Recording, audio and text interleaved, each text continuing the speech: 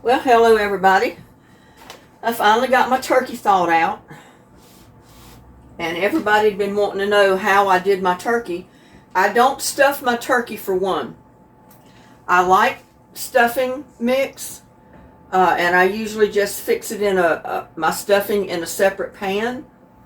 Because I found I don't like the taste that the stuffing gives my turkey, if that makes sense. When you stuff your turkey with the dressing, whatever you have in that dressing gets into your turkey and it gives it a different taste. I like to roast mine without stuffing in it because I don't want the turkey to have the taste of the stuffing. I like my turkey to taste like turkey. One thing I do, I heat my oven up to 325. That's what the directions say, or 350. And this size bird, it's about 12 pounds. You cook it anywhere from 3 to 4 hours. If it's larger, it takes longer. You'll have to look at your guide on your turkey package to see how long it tells you to cook your turkey. Now, I've washed my turkey. I've patted it dry, or tried to. Now what I do is I usually just take butter. Well, it was supposed to be dry. It's not quite dry. But I take butter and I do it this way because I don't want the turkey, the juice of the turkey to get in my butter. And you don't have to put a lot. Put what you think is enough for your turkey.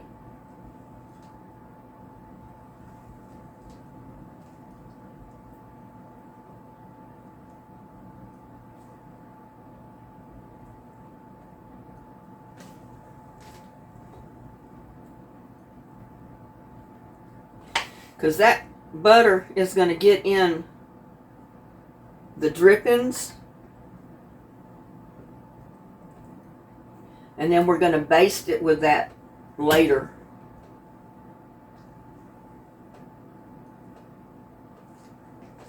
But that's basically how I start my turkey. Let me get my hands cleaned off.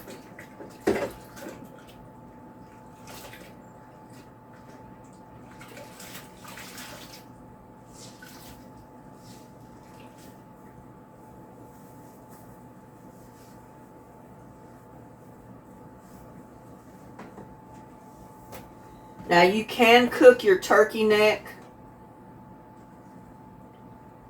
And I think that's what I'm going to do. I'm going to put my turkey neck right back in here. I'm going to let it cook. And my liver and stuff as well. My gizzard and all that. I'm going to put it right there on the bird and let it cook. Now, if you want to make like turkey and rice, that's what I normally did for the kids. I'm not going to do it this time. I'm just going to cook my turkey and everything in one pan. I'm going to lightly sprinkle it with just a little bit of pepper.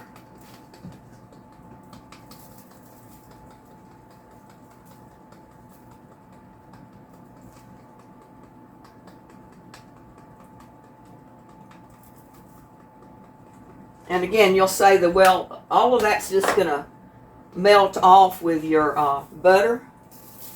Some of it might. It'll go in the pan.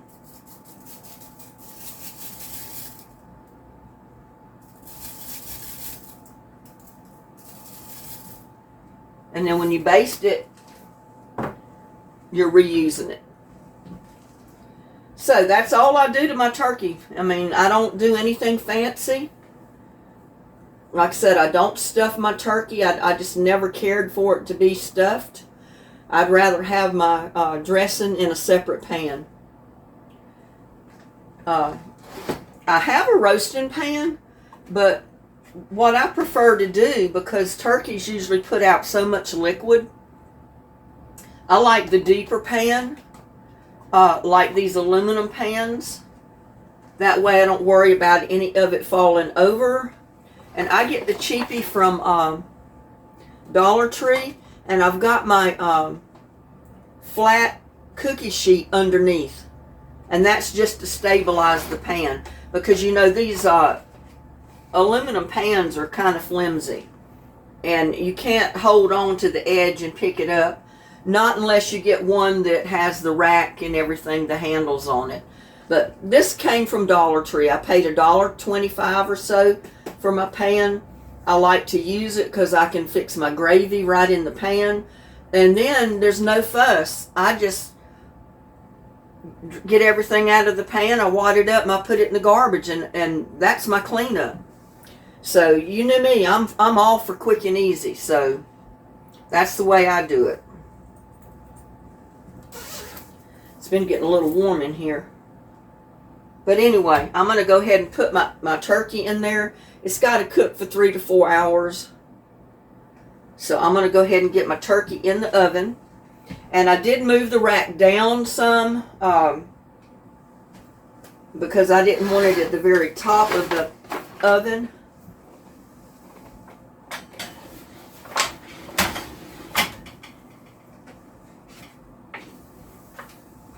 But my turkey's in there, and I'm going to be checking it off and on, and we'll get back with you later. Well, I bought this garden hose wheel several years ago, and it's supposed to be mounted on like the side of a house or something, but I always thought it was too heavy to put on my house, so I put it on boards. Well, over a period of time, the boards have have stayed a little bit wet, and I've ended up having to replace the screws because they've rotted out, or they've rusted out, not rotted out. So I'm going to try to replace 2 screws to make this base. I don't know if I'm going to be able to do it with all the garden hose on there, though. That's just it. And I got to go get my pieces for my drill. I forgot to bring them out.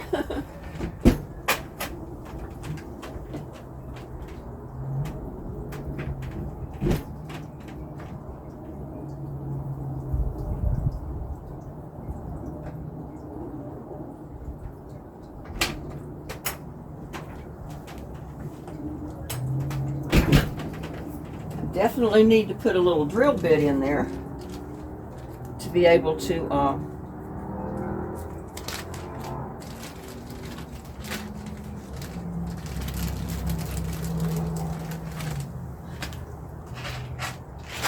drill this screw, find the right one for it.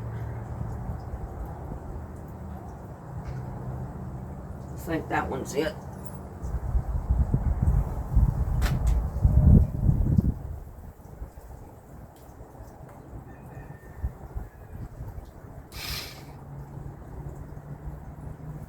And I got a washer for it.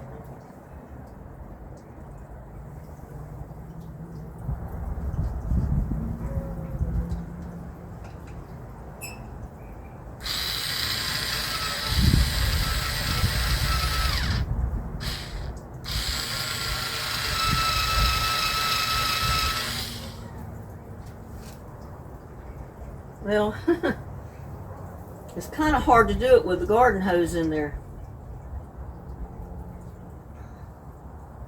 It's a lot easier when the garden hose is not there. Let's see if I can pull it out. Unwind it enough to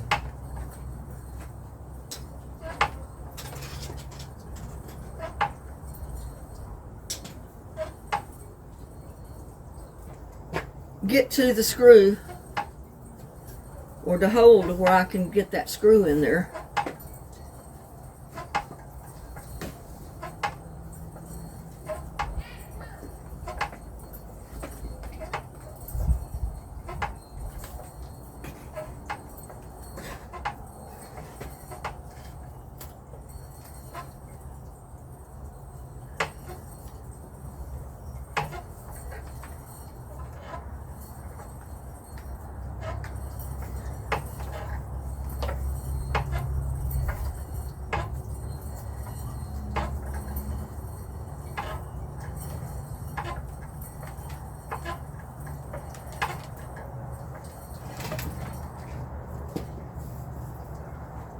That may be enough.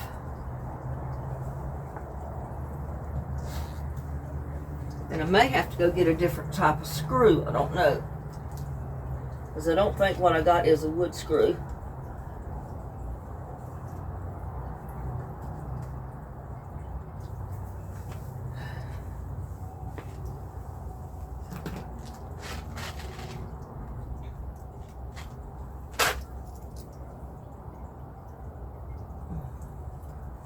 We'll try it one more time, because this is a sheet metal screw, not a wood screw.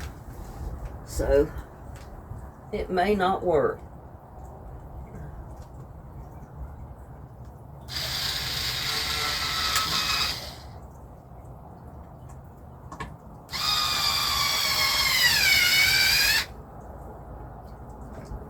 But you know what? It went in there.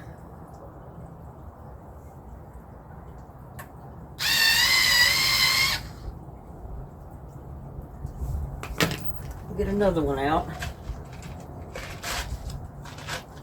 And what this does, it just keeps it from tipping over. Because without this wood brace underneath, it would tip over every time I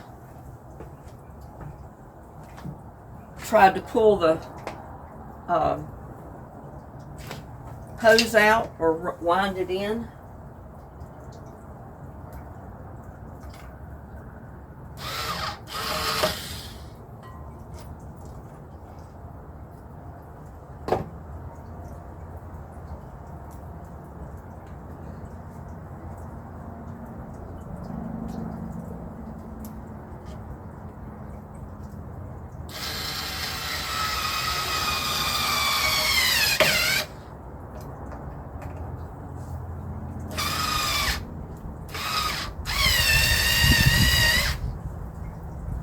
But that did it.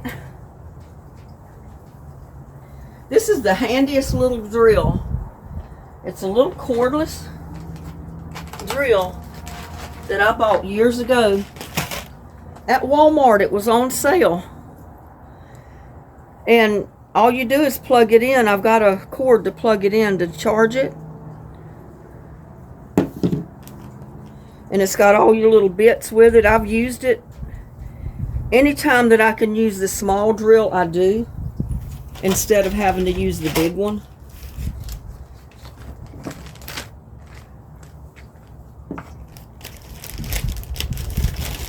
So if you ever need a drill, it says Hyper Tough 4.8 volt cordless screwdriver. Intertech. It's got Walmart on it. But that is the best little screwdriver right there. I mean, it's so much easier to use a little screwdriver, electric one, than it is to try to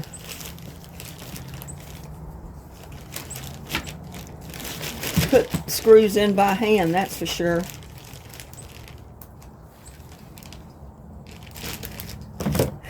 And it was funny because I put it away for good keeping, and I forgot where I put it, and I put it in a box with my little hot glue gun,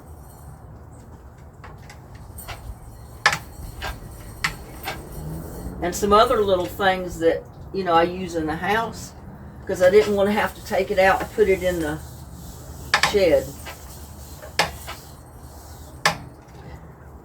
But if I'd have unrolled this thing correctly, I wouldn't have this problem.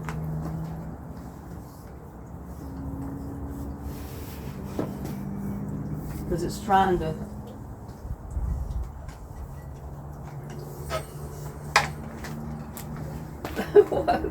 it's trying to curl up with me.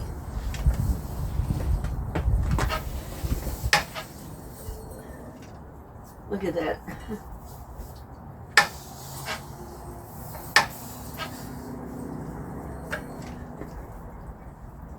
Yeah, if I'd have stretched it out straight instead of curling it up, I wouldn't have this problem. But I curled it up over there.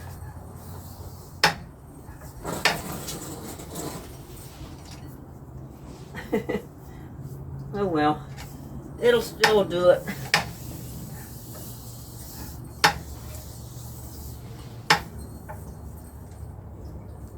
My son got one that was about as tall as I am, and it had wheels. It was like a cart. And that way you could pull it around the yard. But I told him, I said, I don't really want to pull it anywhere. I just wanted something to store my hose on, to get it out of the way, and to be able to pull it out, or pull the hose out and use it. I said my hose is long enough that I don't need to take this around the yard. So, and I only use it on this side of the house anyway. My other hose is back at my garden shed. Oh, that is heavy though when you get that hose on there.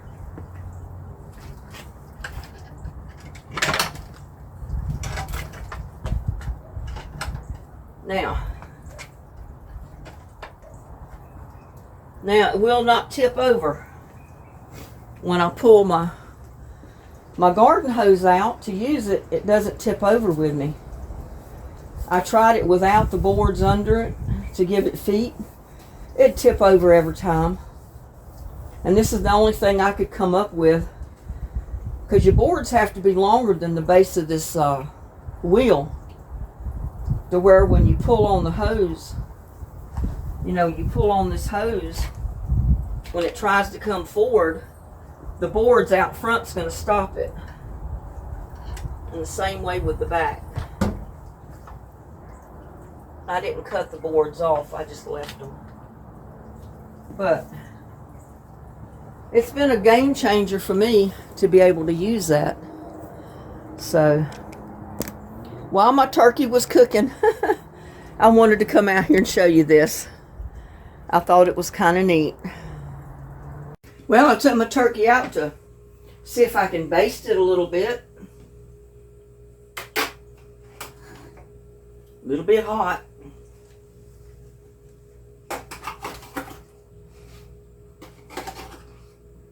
It's kind of hard to get down in here. See if I can slide it up just a tad.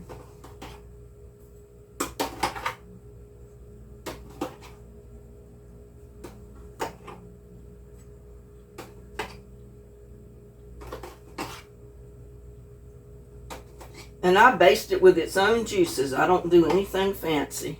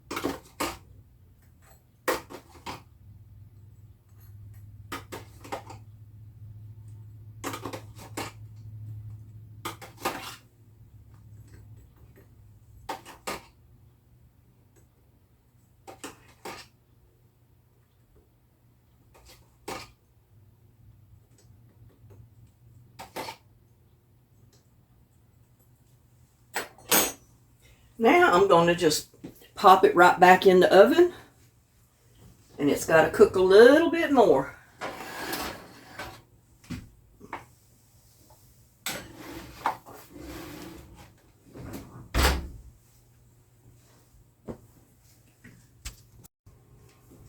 Well, I just took the turkey out of the oven. I think it's cooked done enough, but I'm going to try to get it over in this pan so I can make my gravy here. And I'm not quite sure. It's pretty hot. We'll put it in this pan until it cools off. Let's see, I think I got another fork.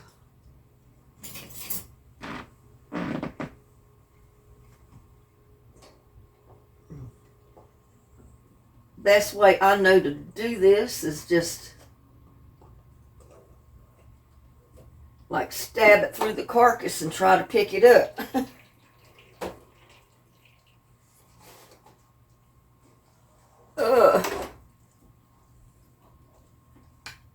And hope that doesn't happen. His leg tried to grab everything.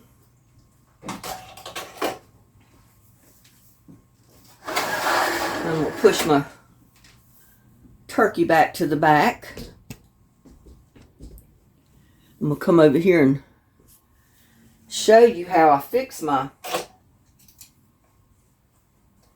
gravy. And remember, I got this on the baking sheet, and I'm just going to leave it there. I don't want that skin in there, so I'm going to get that out.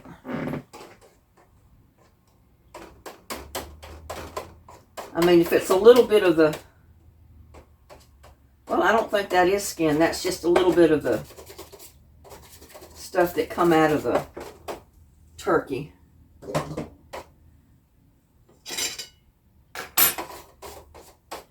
But just before I took my turkey out, I went ahead and got my turkey neck, my gizzard, liver, and all that. And I got all the meat off the neck because I had to let it cool. I chopped the gizzard up, and all that is there. So I'm going to put this in my gravy in just a minute.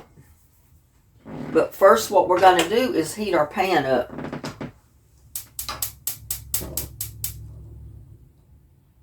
Got to get our pan hot.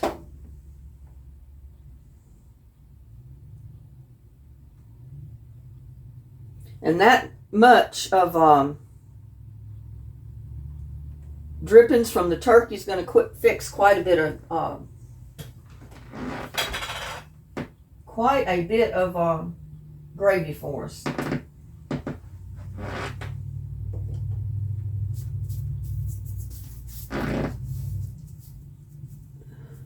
I'm always pulling my sleeves up when I'm cooking if I wear long sleeves, so. But I've been in the yard doing a bunch of stuff in between getting my turkey done here, so.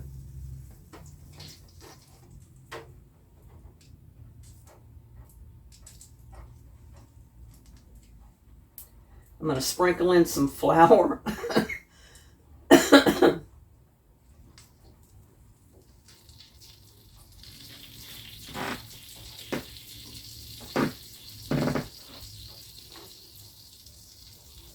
That's about a half a cup of flour to that much gravy, to that much drippings.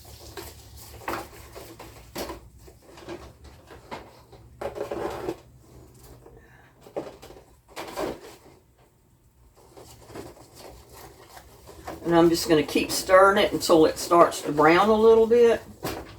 And that flour just kind of dissolves.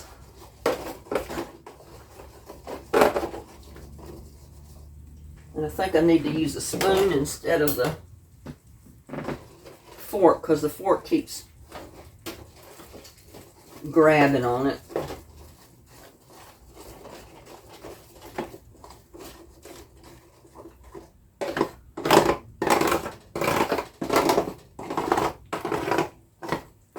The turkey gravy is relatively easy to make.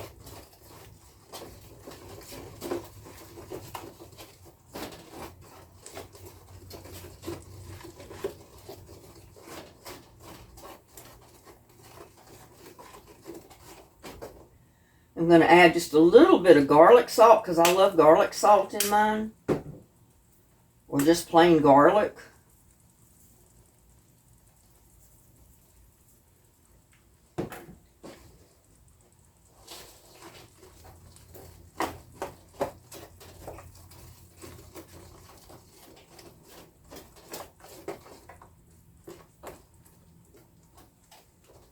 But as that flour cooks, it'll just come apart and mix in. It'll also start to brown.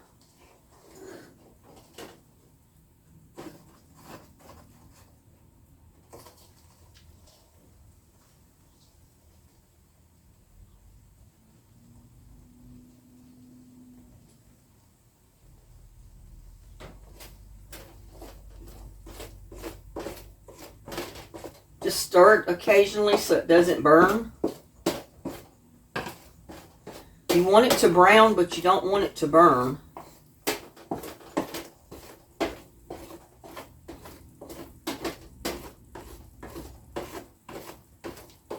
Now, if you're one of these people that you don't eat gluten, you don't want to use the flour, use cornstarch to thicken your gravy.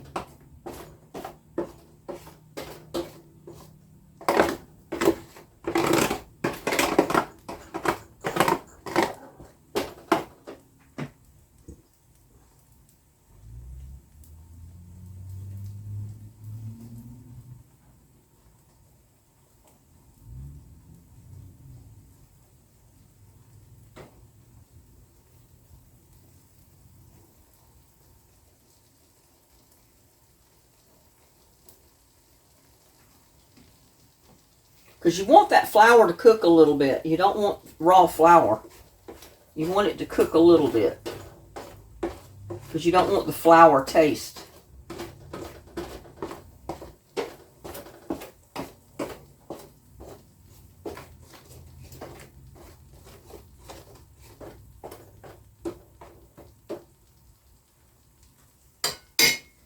And something I forgot. Hold on just a second.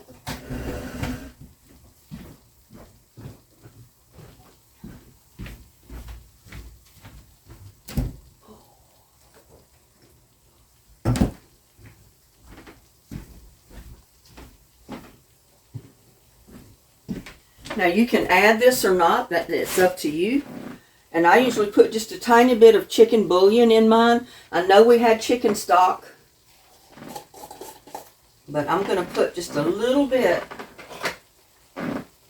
of chicken bouillon in there. About a teaspoonful, or maybe a teaspoon and a half. Doesn't take much. It just gives it a little bit of added flavor.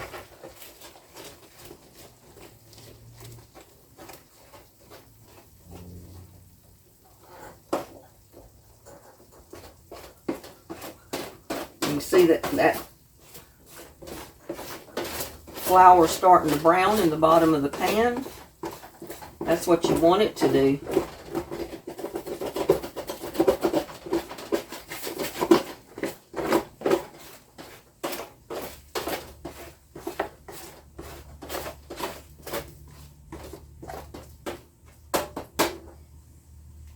Starting to get a nice golden brown.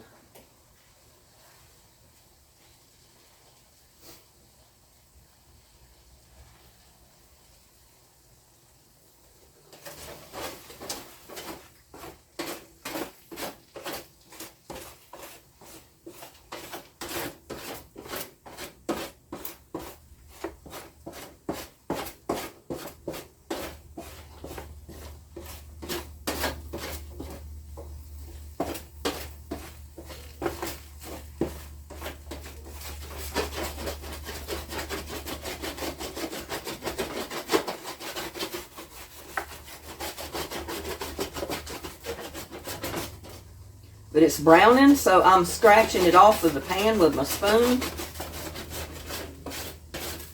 because I don't want it in there to burn.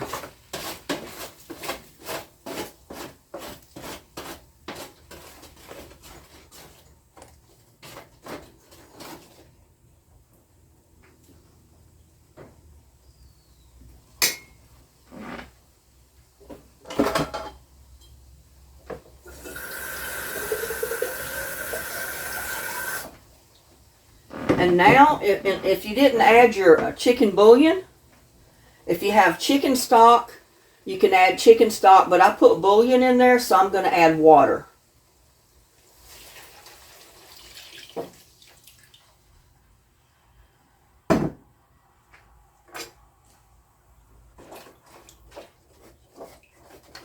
And it's got to come up to temperature again because I just put cold water in there.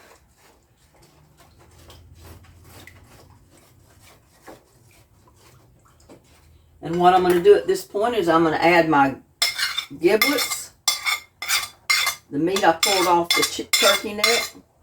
Now, most of the time when my kids were growing up, I didn't put the giblets in my gravy. I'm doing it this time because people ask me, how do I make my giblet gravy? Well, this is how I do it if I put my giblets in there. I also put the neck meat in there. But when my kids were growing up, whenever I made a turkey, I'd take the neck, the liver, the giblets, all of that, put it in a separate pot, cook it till it was almost ready to fall apart, and then I would take all of it out of the pot, add rice, a little bit of chicken bouillon. I would cut up the giblets. I would take all the meat off of the neck and throw it back in the pot with the rice. My kids loved it. They always called it turkey rice.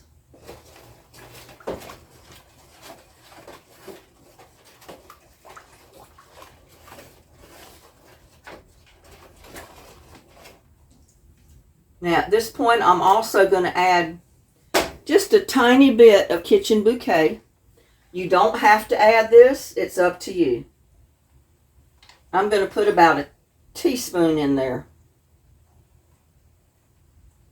Or maybe a half a teaspoon. Because it don't take much. Yeah, about a half a teaspoon for this much. Gravy is plenty. Because this is some strong stuff. It gives it a good flavor. And it also gives it a little bit more of a brownness to your gravy.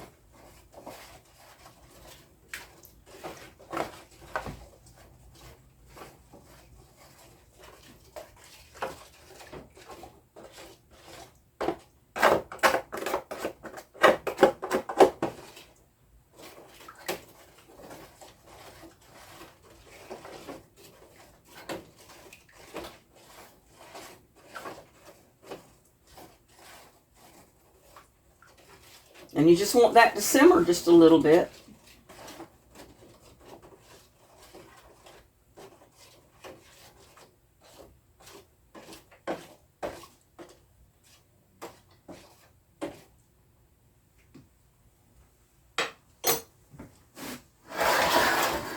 But look there at my turkey. I love my turkey roasted, just like I said, with salt and pepper, a little bit of butter. And nothing else added to it because I love the taste of the turkey. When it's brown and crispy on the outside, you can't eat anything better. And when it's cooked to where the point where it's going to fall apart, that's when you know your turkey's done. And it's not dry. I can't handle you get in these places where they cook turkeys and they make them beautiful looking on the outside. But when you cut into them, they're not cooked. They're not done. You couldn't pull the meat off of the bone if you tried. I mean, it's ridiculous. I like my turkey cooked. My son-in-law, I remember the first time he ate any of the turkey that I made, he said, "Man, that is the best turkey I have ever eaten in my life." He said, "I don't know what you did to it, but it's the best turkey I've ever had in my life." And it was because I cook it. I want it done. I don't want it half raw.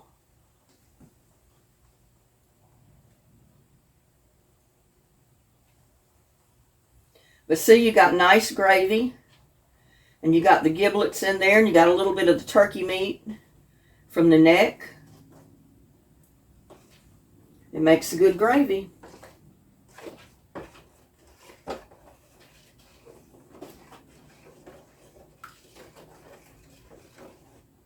And also, like I said, I don't like stuffing in my turkey because I don't want my turkey to taste like my stuffing.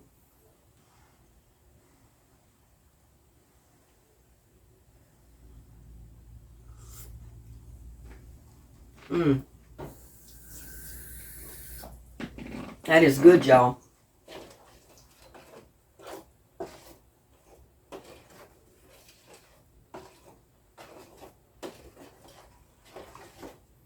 That's going to be some really good gravy right there.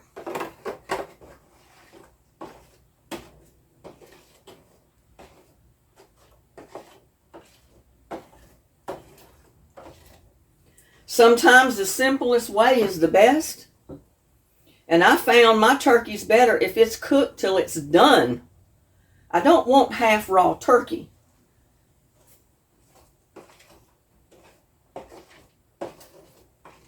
If it's not cooked to the point where it almost falls off the bone, I don't want it. And you get the best flavor from your turkey when it's cooked done. Woo! I just touched that pan under there. Putting that spoon down.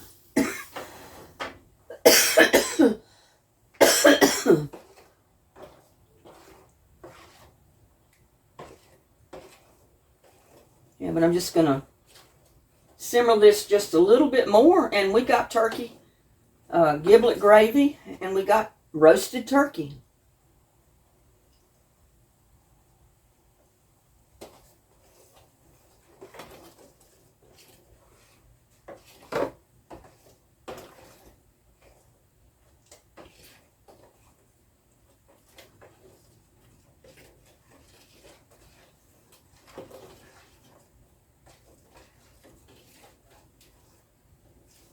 And like I said, if you're gluten-free, you don't want to put the flour in your gravy, put cornstarch.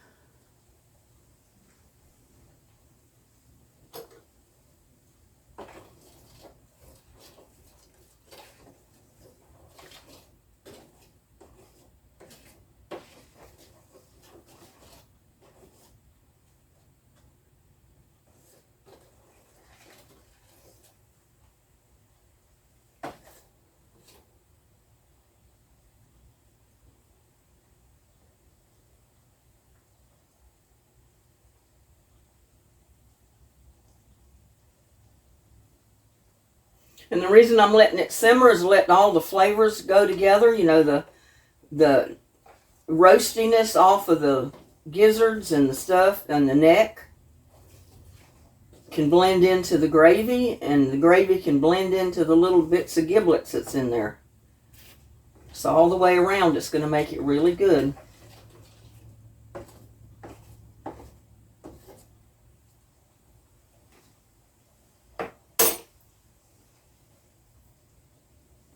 And I'm going to turn it off. I've got my oven off. I'm going to let my turkey cool. I got to taste it. Somehow, somewhere, I got to taste it just a little bit. I think I'll taste this piece off of here because it was coming off anyway. Don't that look good? Oh my God, I'm going to dip it in some gravy. Now, I'm not double dipping. You see this. I just dip my clean piece of turkey in my gravy.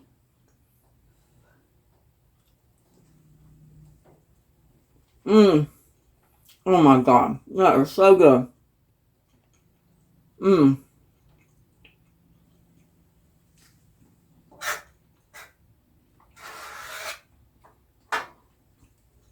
That is good, y'all. So, there's my turkey, and there's my giblet gravy. Y'all have a blessed Thanksgiving, and I'll see you on my next one. Bye now. Bye.